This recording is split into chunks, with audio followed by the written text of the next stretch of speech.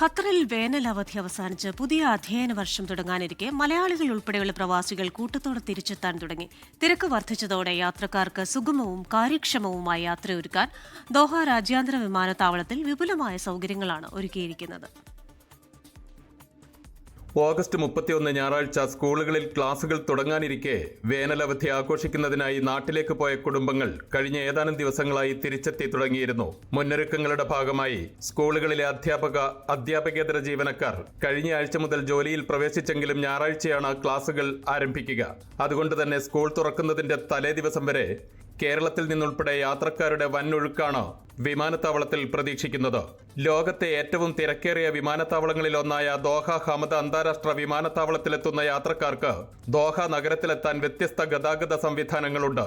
Bus pavilion, taxi pavilion, metro station, car parking, car rental, limousine service എന്നിവയെ യാത്രക്കാർക്ക് ആശ്രയിക്കാവുന്നതാണ്. Arrivals ഹാളിന് എതിർവശത്തുള്ള parking സ്ഥലത്ത് ride hailing സേവനങ്ങളായ Uber, ബദർഗോ എന്നിവയ്ക്കായി പ്രത്യേക pickup zone ഒരുക്കിയിട്ടുണ്ട്.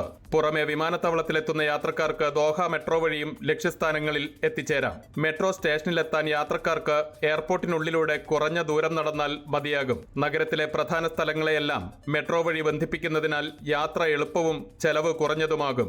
Car rental, limousine, wallet തുടങ്ങിയ മറ്റു സേവനങ്ങളും ടെർമിനലുകളിൽ ലഭ്യമാണ്.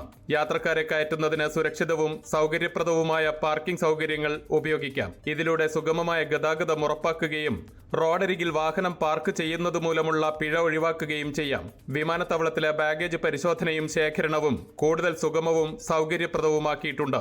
വിമാനത്താവളത്തിൽ നിന്ന് പുറപ്പെടുന്നതിന് മുമ്പ് യാത്രക്കാർ അവരുടെ ബാഗേജ് ടാഗുകൾ ഉറപ്പുവരുത്തണം. സഹായങ്ങൾക്കായി അറൈവൽസ് ഹാളിൽ ബാഗേജ് സർവീസസ് ഓഫീസുമായി ബന്ധപ്പെടാവുന്നതാണെന്നും ഇമിഗ്രേഷൻ നടപടികൾ വേഗത്തിൽ പൂർത്തിയാക്കുന്നതിന് ഈ ഗേറ്റുകൾ ഉപയോഗിക്കണമെന്നും അധികൃതർ ഓർമ്മിപ്പിച്ചു.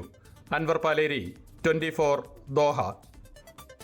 ലോകത്തെവിടെയായാലും ഏത് സമയത്തും 24 വാർത്തകളും ഓഗ്മെന്റഡ് റിയാലിറ്റി പാക്കേജുകളും എക്സ്പ്ലെയിനറുകളും വിശദമായി കാണാൻ ഞങ്ങളുടെ യൂട്യൂബ് ചാനൽ നിങ്ങൾക്ക് സബ്സ്ക്രൈബ് ചെയ്യാം.